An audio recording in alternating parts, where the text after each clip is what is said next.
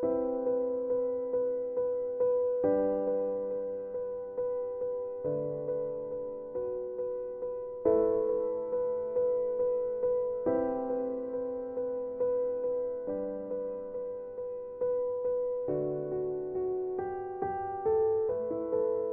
my, is this old building could talk. The stories that it would have, you know.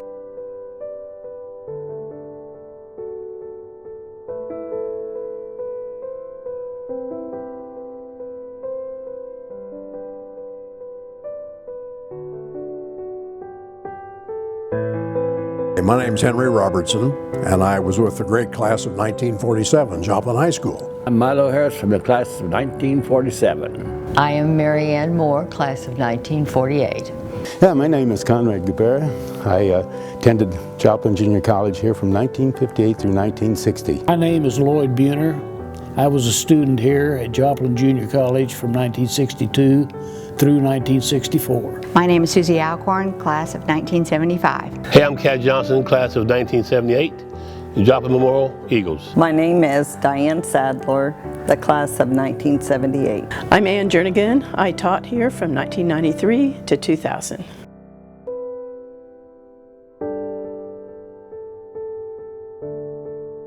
It is a part of history, and through the years, too much of that's been lost.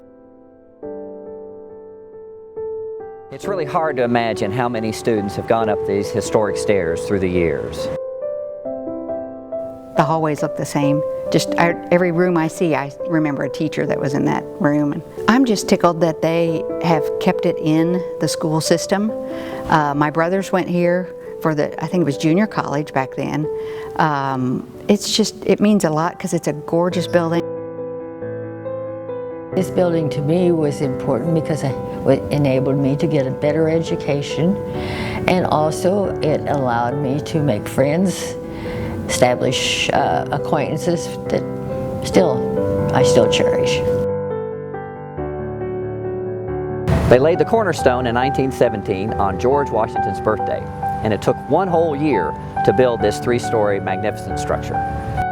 There wasn't any air conditioning in the high school back in those days, and quite frankly, we didn't even didn't pay any attention to the temperature. Another thing I remember is how narrow the stairs are. If you'd asked me how wide they were, I'd tell you they were about a third bigger than they actually are. Wonderful memories of this building. I loved teaching in this building. There's so much character to it. And 2 years I worked for the middle school model school grant, and I had an office up on the third floor. The steps I remember because I fell down them once. But I haven't been back in this building for years, and I can still see and feel the atmosphere. Met my husband here. His mother was really instrumental in that she kind of got us together, and it just hit off, and it was love at first sight. I met my husband on the third floor of Joplin High School, the last semester of high school.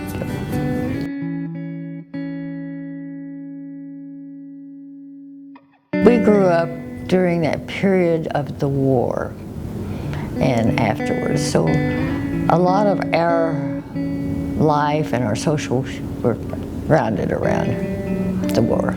I remember the ROTC. Just about every boy in school was in ROTC. There were a few exceptions, of course, but ROTC was the big thing.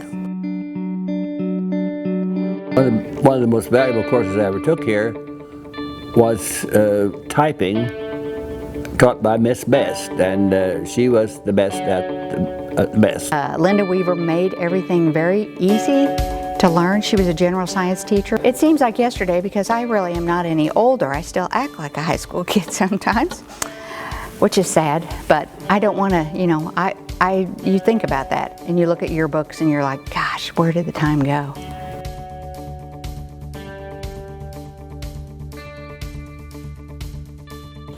And of course we were playing with pre-World War II uniforms.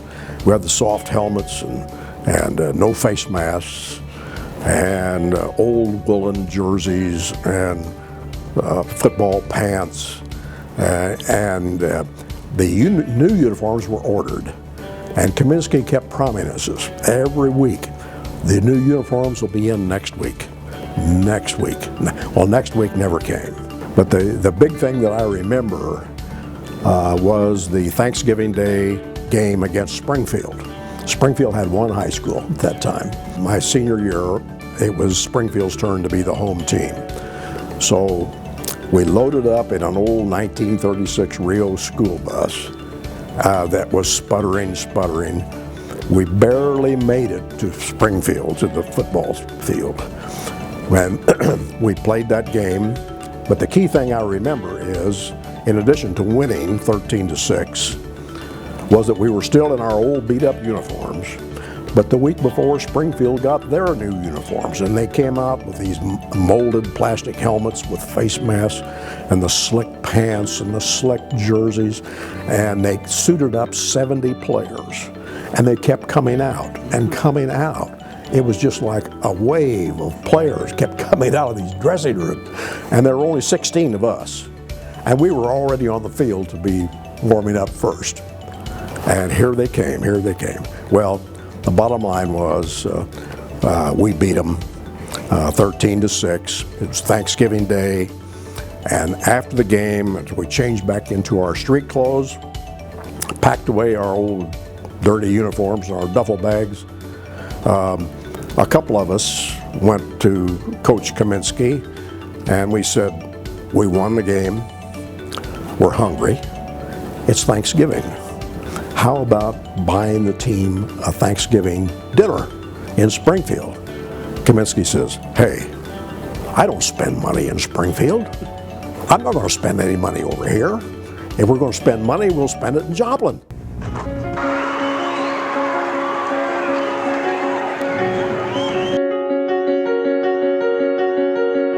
And just playing in this gym in those two years, 64-1, is some of the best times of my life.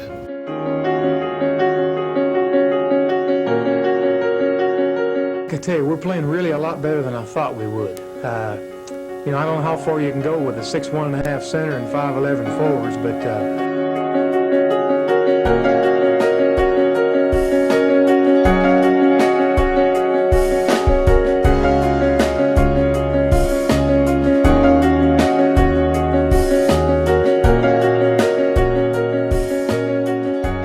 come back in here and just bring back memories. You remember, I mean, looking at up in the bleachers, and it's full of people and people waiting to get in to watch you play, and I mean, that was an exciting time for me and my guys that played. And it's just, I know I'm tearing up, I'm sorry, but it's some great times in this gym, and I mean, something you never forget.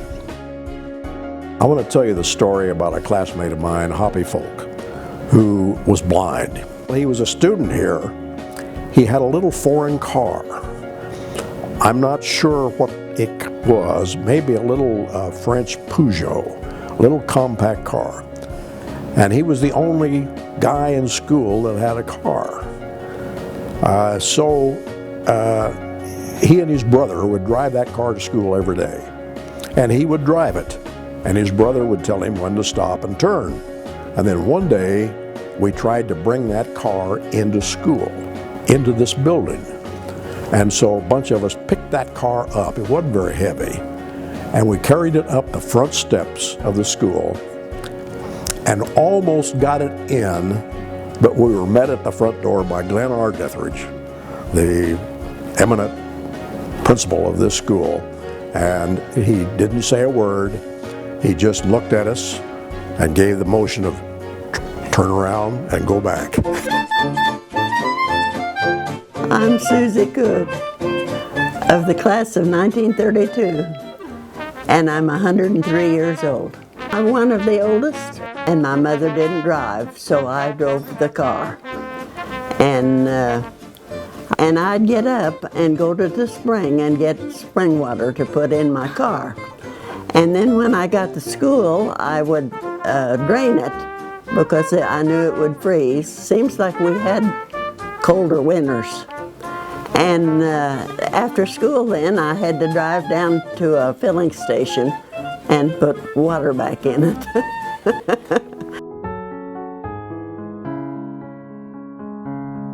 Frankly, and maybe this is a jaundiced view, but all of my members of the junior college are positive and good. Most of us came from small high schools. No one had the big schools like they have today, and so we came from little shoebox high schools. And this building seemed huge to us, in all honesty. I think over the years they've maintained this. You couldn't build this building now. It needs to be maintained. It will be a benefit together with Memorial Hall. I'm kind of fond of that place too, you know. In 1915, whenever they were deciding to move from Byers to this location for a new high school, the Board of Education cited all kinds of reasons the present structure the high school was located in that was deficient. And they knew they had a really high bar where the 2/3 majority needed to pass a bond issue, so they pulled out all the stops. They had a parade of over 5,000 students, which probably would have been almost all the students in the district at that time, one night on Main Street, and then a couple nights later they made sure that the high school band marched up and down, and that all the kids had carried banners that said, "We want a new high school." So when they had the election, it was a landslide. When we sat down and we talked about the 2012 bond issue, the question was, how can we push this over the top? So Jasper County allowed us, for students that lived in Jasper County, to be able to register to vote at school. So our secretaries were deputized, so to speak. As many as 70 or 80 of our seniors did register to vote. You know, your vote counts. It always does count. It means something. You're an American. And we don't know how you voted. We probably have a pretty good idea. And that students made a big impression and pushed it over the edge. 100 years, and let's keep it another 100 years. Let's keep it going. A certain awe of it. And I step in this building, I still feel that way, see? And to me, that's what a building like this represents. I hope it and, you know, Memorial Hall never cease to exist, remain, for instance, intact and in repair, because I think they're both a wonderful tribute to our community. My advice to the class of 2018 is to enable yourself to take advantage of every educational opportunity and endear yourself with your friends. You know, this is a fantastic school we went to, and you look back and it's just, didn't know how good I had it till you leave and you want to go back and do it again.